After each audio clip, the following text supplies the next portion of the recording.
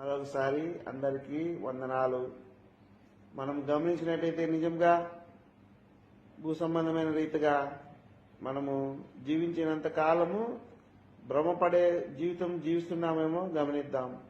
ఎందుకనగా చాలా మటుకు మనము ఏదైనా అనారోగ్యంగా ఉన్నప్పుడు వైద్యశాలకు పోయినప్పుడు మన రోగము, మన బాధ, మన అస్వస్థత, మన యొక్క ఉండే లోపాలను మనము అక్కడ చెప్పి స్వస్థత పొందాలని, మన రోగం కుదుర్చుకోవాలని వైద్యము తీసుకునే బృందం దగ్గర అనగా డాక్టర్ల దగ్గర మనము సంపూర్ణంగా ఉన్నది ఉన్నట్లుగా చెప్పగలిగే ప్రయత్నం చేస్తాం.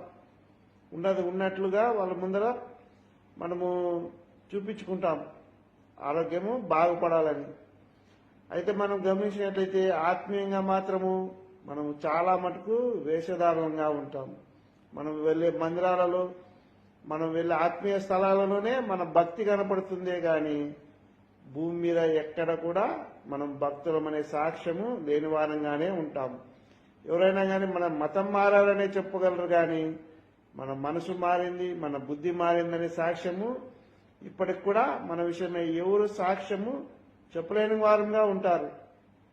ఈ రీతిగా మనం కొనసాగించే జీవితాన్ని దేవుడు కూడా అంగీకరించాడు. కాబట్టి దినములు సంవత్సరం గడిచే కొలది మనం పరీక్ష